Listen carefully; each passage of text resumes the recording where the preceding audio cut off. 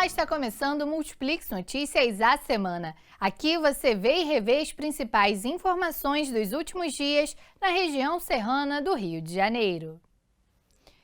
O número de roubos e furtos em Nova Friburgo diminuiu significativamente, se comparado ao mesmo período do ano passado. Embora uma queda tenha sido registrada, 2 assaltos em horários de grande movimento na cidade chamaram a atenção. Confira. Em curtos espaços de tempo, 2 assaltos na região central de Nova Friburgo. Há cerca de 2 semanas, uma mulher foi abordada aqui nessa avenida, uma das mais movimentadas da cidade, enquanto caminhava em pleno domingo de manhã. Os assaltantes foram presos logo em seguida com uma faca e o celular da vítima. Alguns dias antes, 2 mulheres também foram vítimas de um assalto na subida do bairro Brownies, próximo a uma universidade. Uma delas falou sobre o caso com a nossa equipe, mas por segurança preferiu não se identificar. Eu estava voltando do trabalho com uma amiga e naquela parte mais escura ali, onde tem uma curva, que tem um matinho, encostou um carro, né, com 2 homens dentro. Aí um deles abordou a gente e pediu para não correr, que ia atirar, mas aí a minha reação foi correr, porque ele abriu a porta de trás do carro e eu pensei que ele fosse colocar a gente dentro do carro. No mesmo dia, elas registraram o caso na delegacia. A gente chegou aí na delegacia, né? Aí como levaram o celular da minha amiga, ela fez o BO. Eles pediram pra gente identificar e o delegado pediu pra gente ter certeza. Fala, tem certeza que é essa pessoa. A gente viu uma foto parecida, só que como o assaltante ele estava de máscara, né? Não deu para reconhecer muito bem o rosto. Com o ocorrido, veio a insegurança. Qualquer carro que ameaçava encostar, a gente achava que ia assaltar a gente de novo. Falta segurança, falta iluminação em algumas ruas, né? E como com essa questão da pandemia não está tendo aula, então está ficando bastante deserto nessa parte da universidade ali. Mas para a polícia, essa falta de segurança não se reflete na cidade, pelo menos até o mês de agosto. Os números de casos de roubos e furtos tiveram uma queda significativa em comparação a 2019. Segundo dados do Instituto de Segurança Pública, entre janeiro e agosto do ano passado, foram registrados 665 ocorrências de furto e 224 esse ano, uma queda de 65,8%. Em relação a roubos, no mesmo período, foram contabilizados 130 casos em 2019, contra 41 em 2020, uma redução de 68,4%. E para o delegado Henrique Pessoa, da 151 DP de Nova Friburgo, essa redução não tem relação com a pandemia. Muitas pessoas podem dizer, diminuiu em função da pandemia. O número de registros, não. Porque mesmo no auge da pandemia, esses registros estavam sendo feitos presencialmente na delegacia. Alguns registros nós solicitávamos que fosse feito virtualmente e outros, independente de qualquer coisa, não obstante o risco, que eles viessem à delegacia fazer o registro. Ainda segundo o delegado, casos como os citados na reportagem devem ser registrados imediatamente de forma presencial. Se for roubo, eu solicito que venha à delegacia para fazer o registro presencial, porque ainda que eu despache todo dia, fica difícil muitas vezes a gente colher elementos ali. Vindo presencialmente, é melhor porque a gente já tem um registro de melhor qualidade, com maior quantidade de informações ali que vão permitir a gente levantar a autoria. Assim que acontece qualquer daqueles crimes do sistema integrado de metas, a gente faz a comunicação em tempo real à PM, que de plano a PM já faz um policiamento diferenciado, adequado a essa incidência. Na terça-feira pela manhã, parte de um prédio em construção em Nova Friburgo caiu e assustou moradores da mesma rua. A Defesa Civil foi até o local, interditou a obra e algumas residências vizinhas. Na parte da tarde, mais destroços se desprenderam e a Defesa Civil decidiu pela demolição de pelo menos 2 andares. Mais uma parte do prédio em construção na Rua Rosa Ribeiro, no distrito de Conselheiro Paulino, caiu no fim da tarde desta terça-feira.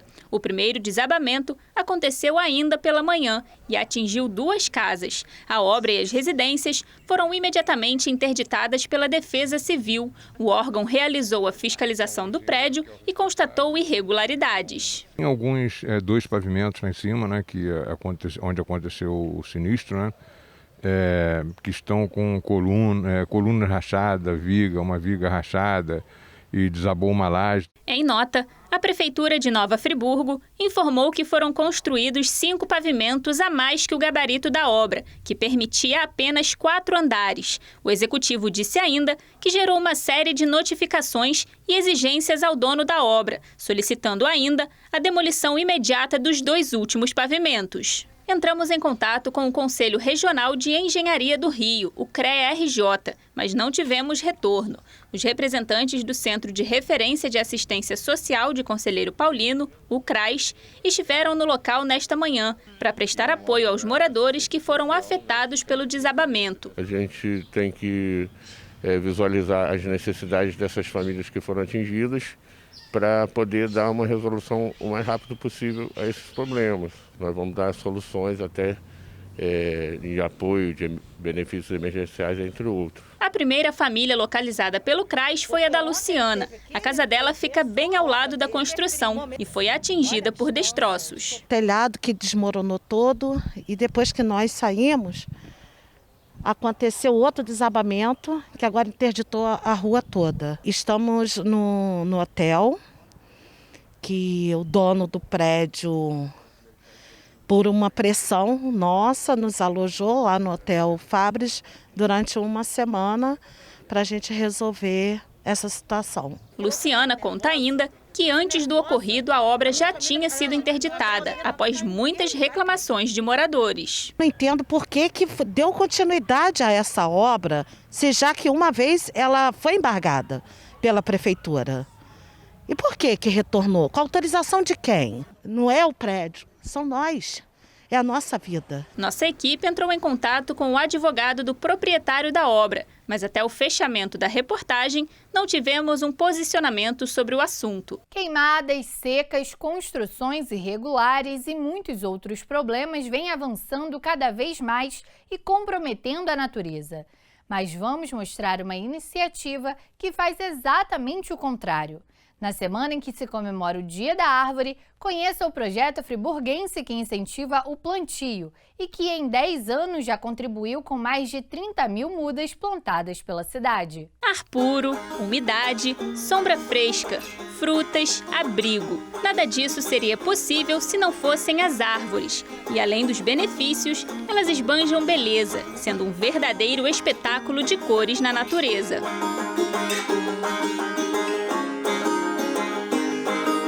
São várias formas, espécies e tamanhos. Em Nova Friburgo, o território é cercado pela Mata Atlântica.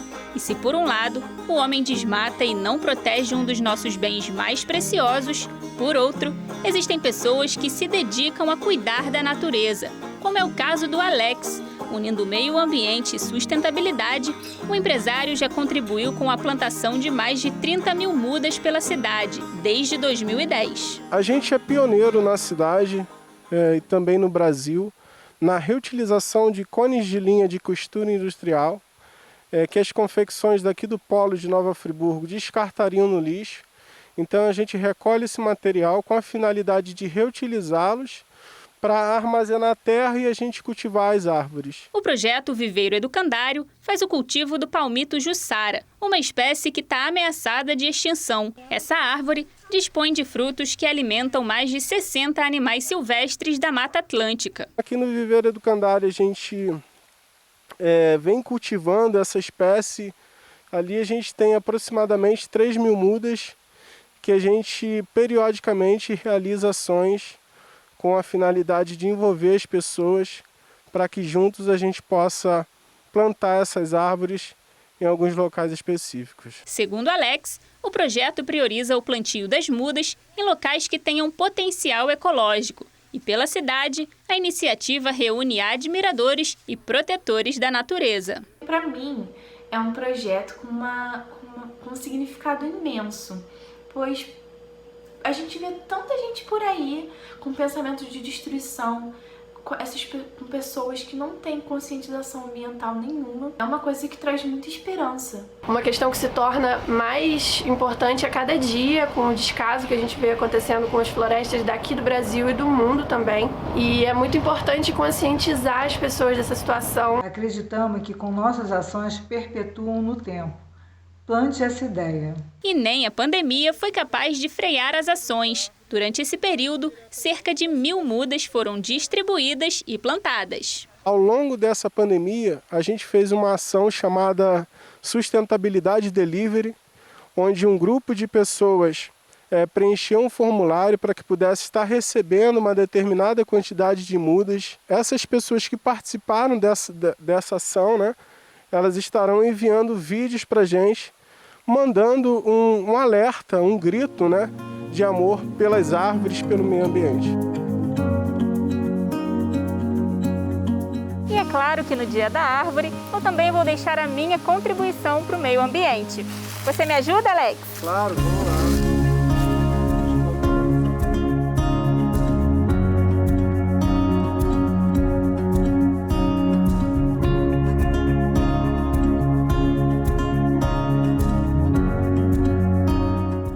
Por falar em natureza, começou nesta semana a Estação das Flores. A primavera chegou em meio a temperaturas baixas, mas trazendo esperanças para os produtores de flores. Confira as tendências para a estação. Chegou a hora de dizer até logo ao inverno e dar as boas-vindas à primavera. A estação mais florida do ano começou nesta terça com o tempo fechado em Nova Friburgo. Segundo as previsões do Climatempo, esse período agora até o fim do ano vai ter a influência do fenômeno Laninha. No Brasil, um dos efeitos da Laninha na região sudeste é de evitar um calor muito intenso e também até favorece uma certa convergência de ventos que ajuda a concentrar a umidade e a formar chuva. Nós vamos ter aí, nessa virada do nosso inverno para a primavera, uma frente fria atuando sobre a região sudeste. Ela provoca até bastante chuva sobre o estado do Rio de Janeiro. Mas, de acordo com a meteorologista, a frente fria não deve durar muito. Essa frente fria depois vai embora e a semana,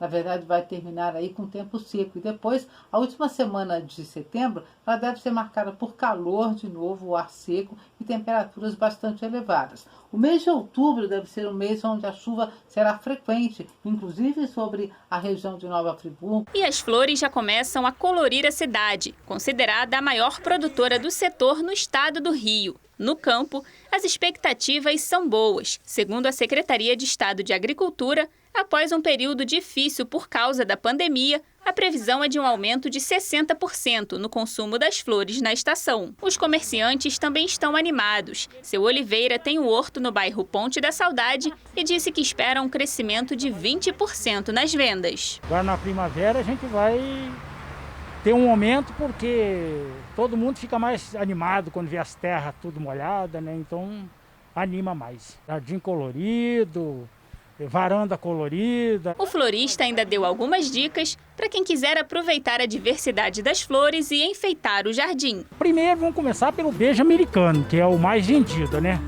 Aí depois vem o gerânio, vem a petúnia, fácil de cuidar.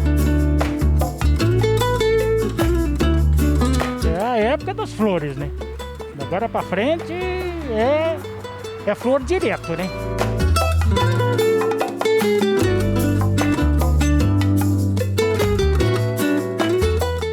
Neste final de semana é comemorado o Dia de São Cosme e Damião. A data é marcada pela tradicional distribuição de doces, que neste ano pode sofrer algumas alterações por conta da pandemia, mas que ainda assim vai acontecer. Quando falamos em São Cosme e Damião, a primeira coisa que vem à cabeça são as sacolinhas recheadas de doces, que são entregues às crianças no dia 27 de setembro.